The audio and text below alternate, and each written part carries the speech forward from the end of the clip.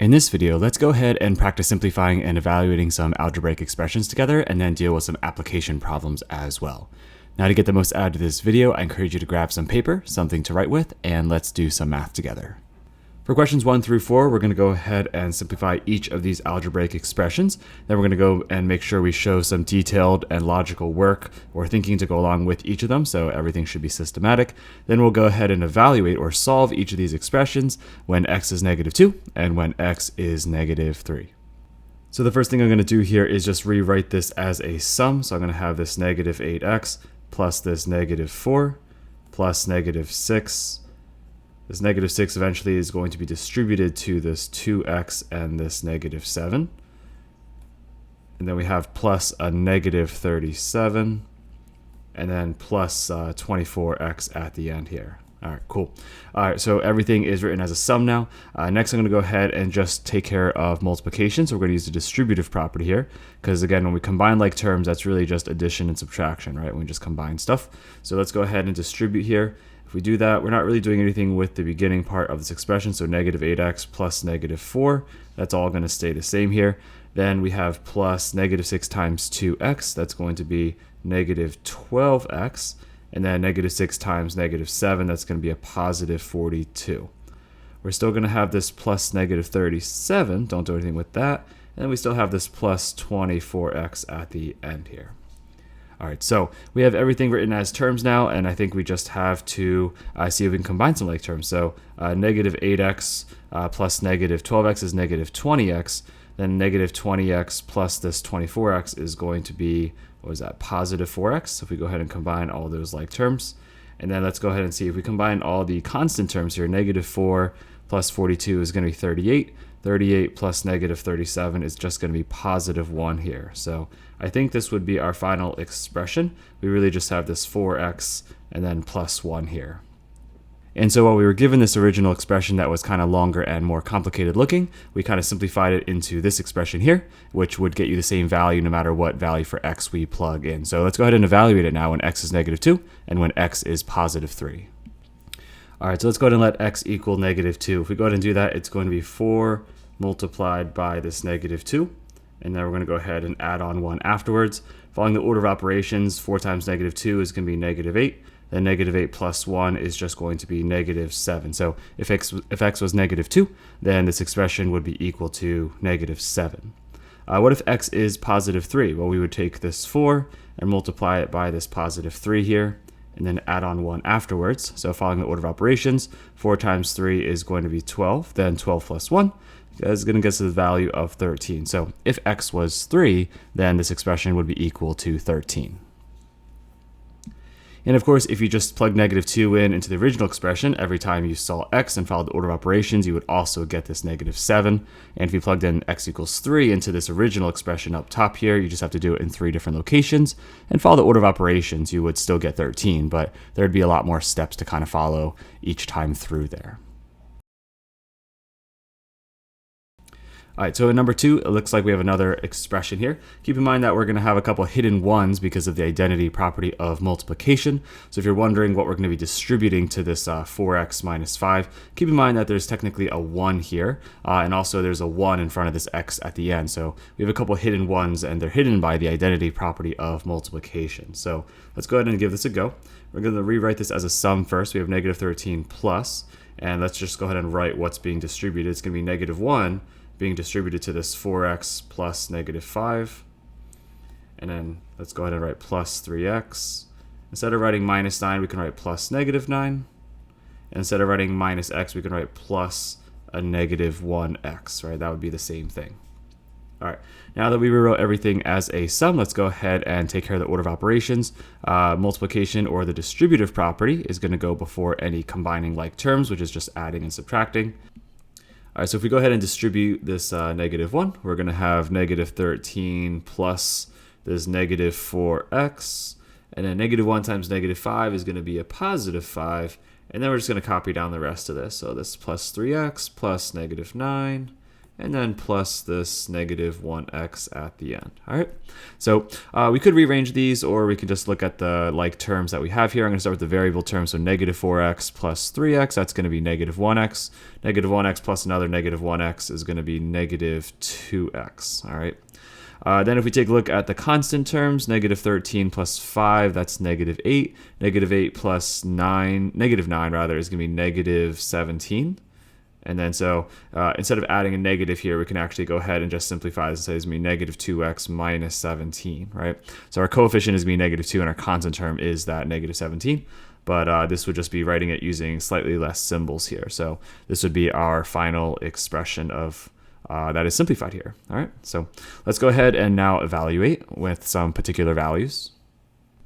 So let's go ahead and let x equal negative 2 first. So if we go ahead and evaluate here, it's going to be negative 2 multiplied by negative 2. And then let's go ahead and take away 17 afterwards. So negative 2 times negative 2 is positive 4. And then 4 minus 17 is going to be negative 13. So if x is negative 2, then the value of this expression would be negative 13. Now what if x is 3? Well, if x is 3, we're going to have negative 2 multiplied by 3. And let's go ahead and take away 17 here. So negative 2 times 3 is going to be negative 6. And negative 6 take away 17. That's the same thing as negative 6 plus negative 17, which is going to be negative 23. So if x was positive 3, then this expression would be equal to negative 23. Let's check out number 3. For number 3, let's go ahead and rewrite this as a sum first. So let's see, we have 3x. Instead of saying minus 6, we can say plus a negative 6. And negative 6 is going to be distributing to this negative 2x plus a negative 5. And then we're going to say plus a negative 1. So that negative 1 is eventually going to distribute to this 4x plus negative 7. All right, lovely. All right, so let's go ahead and see what we have after we distribute. We have 3x plus, and then we have a positive 12x, and then we're going to have a positive 30 here. Okay, and then we have another set of distribution actually. We can actually distribute right now. Since both of these are multiplication, we would go left to right anyway, right? So negative 1 times 4x, it's going to be a negative 4x, or plus negative 4x. And then negative 1 times negative 7 is going to be a positive 7. So I think this right here would be our expression after we went ahead and distributed. Now we can just go ahead and see if we can combine some like terms here. So let's look at the variable terms first. So 3x and 12x makes 15x. 15x plus negative 4x is just going to be 11x. And then looking at our constant terms, we have 30 plus 7. So 30 plus 7 is going to be 37. So this is kind of nice. We just have some positive terms here. Positive coefficient, positive constant term. So we have 11x plus 37 as our most simplified expression. All right, now let's go ahead and evaluate the expression when x is negative 2. If x is negative 2, we're going to have 11 multiplied by this negative 2. And then let's go ahead and take away, or rather add 37 afterwards. 11 times negative 2 is going to be negative 22. If we go ahead and add 37, it's the same thing as 37 minus 22, which is going to be 15. So if x is negative 2, the expression would be equal to 15. Now what if x is 3? Well, we have 11 multiplied by 3 here. And let's go ahead and add on 37 afterwards. And so 11 times 3, that's going to be 33. And 33 plus this 37, that's going to be 70. All right, so if x was positive 3, the expression would be equal to 70. All right, let's try number 4. In number 4, let's going to start with rewriting everything as a sum. So we're going to take this negative 5, leave that alone, plus this 2, which will be distributed in just a moment. We're going to have this negative 2x. We're going to write plus negative 1. All right, and then instead of writing minus 3, we can write plus a negative 3. And that's going to eventually distribute to this 2x plus 5 over here. Okay, so let's go ahead and distribute this 2 to both terms inside this parentheses. And let's go ahead and distribute this negative 3 to both terms in this parentheses as well. All right, so if we go ahead and do that, we have this negative 5. And then plus what's 2 times negative 2x, that's going to be negative 4x. And then 2 times negative 1 is going to be plus a negative 2. Plus, and then negative 3 times 2x is going to be a negative 6x. And then plus this negative 3 times 5, that's going to be negative 15. All right, Awesome. We have all addition now, so we can just go ahead and combine some like terms. Negative 4x plus negative 6x is going to be negative 10x. All right, go ahead and just combine those like terms. And then we have some constants. So negative 5 plus negative 2 is negative 7. Negative 7 plus negative 15 is going to be negative 22. So if we go ahead and rewrite this using less symbols, we can say this negative 10x minus 22. Subtracting a positive would be the same thing as adding the opposite or that negative value here. So here is our constant term after we combine like terms, and then here is our variable term with a coefficient of negative 10. Now that we simplified our expression fully, let's go ahead and evaluate it given some particular values. So first, let's go ahead and say x is negative 2. So we have negative 10. Let's multiply that by negative 2, and then take away 22 afterwards. So negative 10 times negative 2 is going to be positive 20. Positive 20 take away 22 is going to be negative 2. So if x is negative 2, then the value of this expression is actually equal to negative 2. If x is positive 3, we're going to have negative 10 multiplied by this 3 here. And then let's go ahead and take away this 22 afterwards. So negative 10 times 3 is going to be negative 30. Negative 30 take away 22, that's going to be negative 52. So if x is positive 3, the expression will be equal to negative 52. All right, let's check out number 5. For number 5, we're going to use some sound reasoning and logic to explain the following.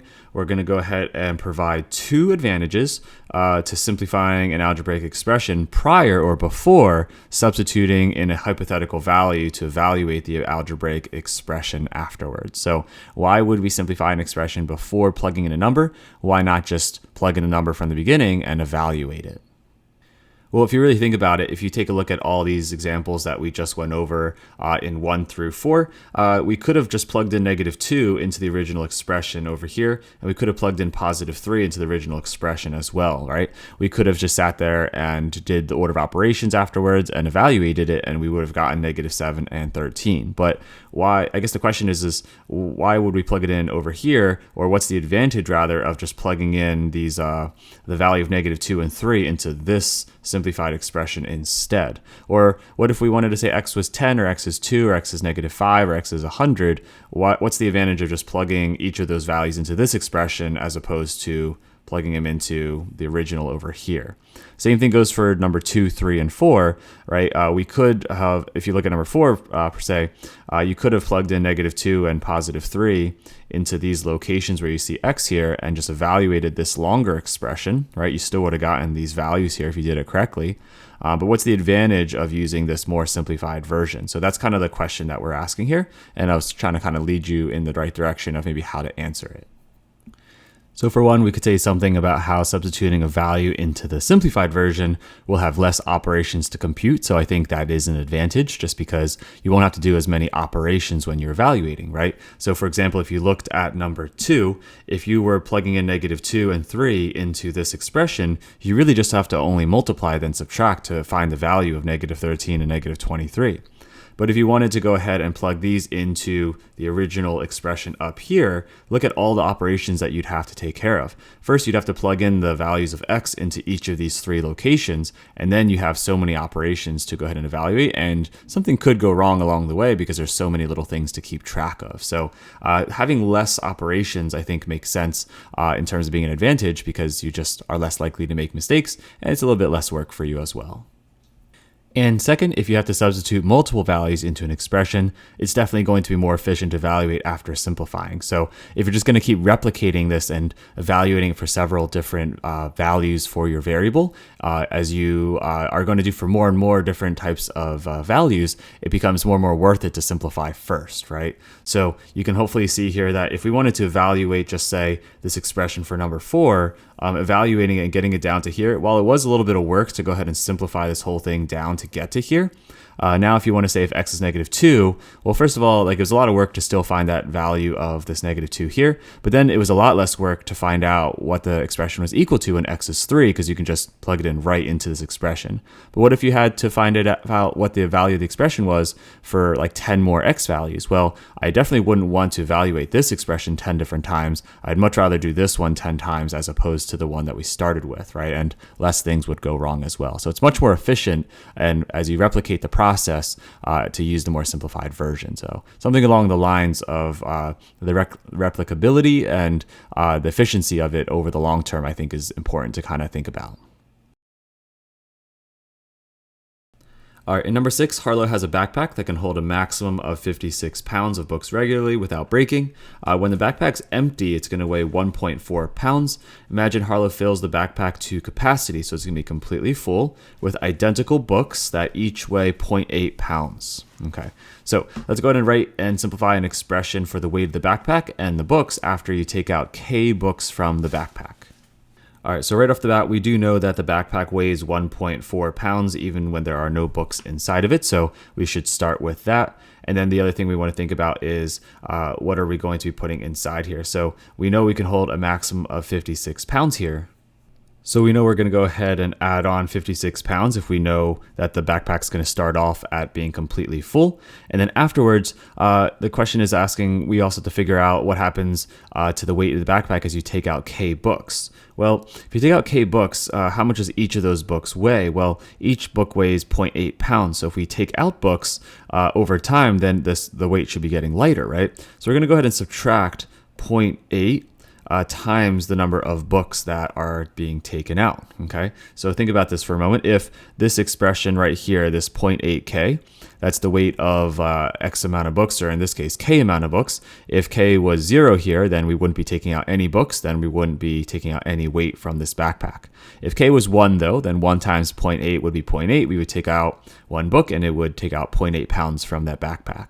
If K was 2, then it would be 0.8 times 2 or 1.6 pounds, and we would lose 1.6 pounds if 2 books were taken out. So this right here, this minus 0.8K just lets us know as you take out K books from this backpack, the backpack's going to get lighter by 0.8 pounds every single time one of these books is being taken out. So this would be the original expression that we could write here. We can go ahead and combine these two constant terms because they're not changing. 1.4 plus 56 is just going to be 57.4. And then we're going to take away 0.8 pounds for every book that's being taken out. So this would be the most simplified expression you could write here. All right, so in part B, the question is how heavy would the backpack weigh if 33 books were taken out? So they're basically saying let K here equal 33. And then let's see what's going to happen to this expression or what it's going to be equal to. So we take this 57.4 and we take away 0.8 times each of those 33 books. Then we should find out how much this backpack is going to weigh, right? So let's go ahead and multiply 33 times 0.8 or 33 times 8, and then worry about the decimal in just a little bit. That's going to be 24, carry the 2, that's 24 plus 2 is 26. So we had one decimal place we ignored, so it's going to be 26.4. So let's see here. Well, the initial backpack weighs 57.4 pounds. That's with all the books and as well as the empty backpack. But when we take out those 33 books, we're really going to be taking out 26.4 pounds. And if you go ahead and subtract that, you're going to get, I believe, 31 on the dot. So for how heavy will it be, I think we can go ahead and say it will be 31 pounds. All right, let's try another follow-up question here. It says, how heavy would the backpack weigh if 48 books were taken out? So let's see, what was our expression earlier as this K, well, let's see, let's just write down first that K is 48 first, okay? And then now that we know K is 48, let's go ahead and evaluate the expression when K is 48. So 57.4 minus 0.8 multiplied by this 48 textbooks, or whatever these books are. I guess they're not necessarily textbooks. Let's go ahead and multiply the 48 of these books by 8, and then move that decimal in afterwards. So it's going to be 64, carry the 6, 32 plus 6 is going to be 38. So I think we're losing 38.4 pounds here. So 38.4 is being subtracted out of the bag. And then if you go ahead and just take this 57.4, and then you go ahead and subtract 38.4, I think that's just going to be 19 here. So if after 48 books are being taken out, I believe that the backpack with the books that are still inside are going to weigh a total of 19 pounds left. All right, cool. Let's check out another problem. Last one for this set of practice problems. Orly wants to stock an aquarium with 3 types of fish. What do we got here? We got angelfish. We also got swordtails and tetras. Each angelfish is going to cost $5. Each swordtail is going to cost $2. Each tetra is going to cost $3. And really here, or you're going to buy 20 fish in total. So we're going to say let A represent the number of angelfish, and S is going to represent the number of swordtails that we're going to be buying, or Orly's going to be buying. In terms of A and S, how many tetras do you buy, or does Orly buy here?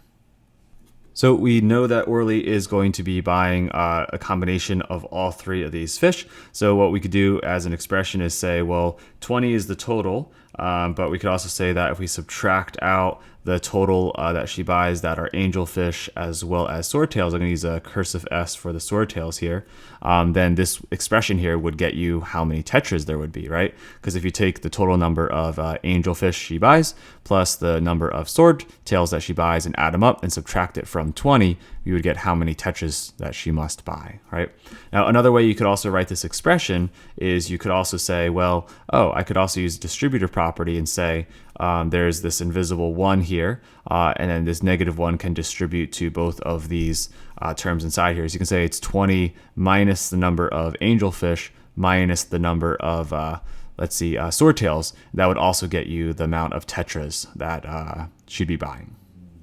So both of these expressions would be totally okay here, okay? In part B, we're going to go ahead and write and simplify an expression in terms of A and S for the total cost of the fish. All right, so let's see. We do know that we're going to be buying a combination of all 3 of these fish. It looks like the angelfish we know is going to cost $5 for each one of those. So how do you write an expression that tells you the cost of at least all the angelfish? Well, it's going to be $5 times however many angelfish we buy, right? Moving on to the swordtails, well, how much were each of the swordtails? Well, one swordtail it looks like is going to be $2. So an expression we could write for the total cost of the swordtails is going to be 2 multiplied by S. All right, so this is going to be the total cost of the angel fish plus the total cost of the swordtails so far. Now, how do we write the total cost of the tetras? Well, we don't know how many tetras we're buying, but we do know an expression that tells us how many tetras we're buying, right? This expression over here in part A, this is the number of tetras that we are buying, right? We don't know what A and S are. However, if we knew those values, then you subtract it from 20, we would get the number of tetras we'd be buying. All right. So we know the number of tetras is actually represented by this expression here. And we also know that we are going to be spending $3 for each of these tetras. So if this tells us how many tetras there are, and it's $3 per each of these, we would multiply the number of tetras by $3, right? So we can also just say that if we're adding on the cost of the tetras, it's going to be 3 multiplied by this 20 minus A minus S. All right, so this right here is going to be the total cost of the angelfish. This is going to be the total cost of the swordtails, and this is going to be the total cost of all the tetras. Again, this coefficient is $5 per each of these angelfish. This 2, or this coefficient here, is the cost per each of these swordtails. This 3 here is the cost, the coefficient is going to be 3 per each of the tetras. And right here is the number of tetras that she's buying. Now, if we're going to go ahead and simplify this expression, we can distribute this 3 to each of these terms inside here. You could take the time to rewrite this as a sum first, but I'm not going to right now. But hopefully it makes sense in the end where I'm coming up with these values. So these are not like terms, so I'm going to leave it. 3 times 20 is going to be 60. There's technically a -1 here and a -1 for coefficients here. So this 3 times -1a is just going to be -3a, or you can write -3a. Some of you may write plus a -3a, but you can simplify that. And a -3 s is going to be what we're going to have here because it's 3 times -1. So it's going to be -3s. Okay, now let's see, what else can we combine here? Well, we see some like terms maybe with the a, so we have 5a minus 3a, so it's going to be 2a, okay? And then for the s's here, what can we combine? Looks like we have 2s minus 3s, so 2s minus 3s is going to be -1s or just minus s. And then we have this at the end, this 60 here. So we can go ahead and write plus 60. Well, this was the original expression we could write for the total cost of all the fish for Orly. This right here would be the most simplified expression that would tell us the total cost of all her fish. All right, so finally here is part C. It says of the 20 fish that you buy, we're now being told that 4 of them are angelfish and 10 are going to be swordtails. We're going to use our expression from part B to figure out the total cost of all the fish. So again, this expression here does tell us the total cost. Basically, when we're told that the 4 angelfish, or 4 are angelfish, this 4 is going to be the value of A. And then this 10 here is going to be the value of S. So if we go ahead and plug these in, we should be able to evaluate this and figure out the total cost. So let's see, it's going to be 2 multiplied by 4 minus, and then looks like the number of swordtails is just 10, so just minus 10, and then plus 60. I find the order of operations here, 2 times 4 is 8. We have 8 minus 10 plus 60. Order of operations going from left to right here. We can just say 8 minus 10 is going to be negative 2. So we have negative 2 plus 60. And then combining those, we're going to get 58. So we can go ahead and just conclude here that the total cost of all 20 of these fish is going to end up being $58. That would be the total cost of these 20 fish. All right, so that just about wraps up this video on some practice problems where we practice rewriting some of these expressions by simplifying them, combining like terms, using a little bit of distributive property as well. And then we also tried some application problems as well, where we used algebraic expressions to represent some different scenarios where the variables could change, where we were taking books out and a different number of books that were being taken out of the backpack changed the weight of the backpack, as well as looking at the combination of these fishes in Orly's aquarium and seeing how the prices could change depending on how many of each fish we're buying. But we can see here that if we knew how many angelfish and swordtails or whatever the fish, any numbers that we did know, we could come up with a hypothetical cost of these particular fish that were bought. So if you found the video helpful, please consider giving the video a thumbs up and sharing with a classmate or friend who might also find it helpful. And as always, keep with the great work that you're already doing.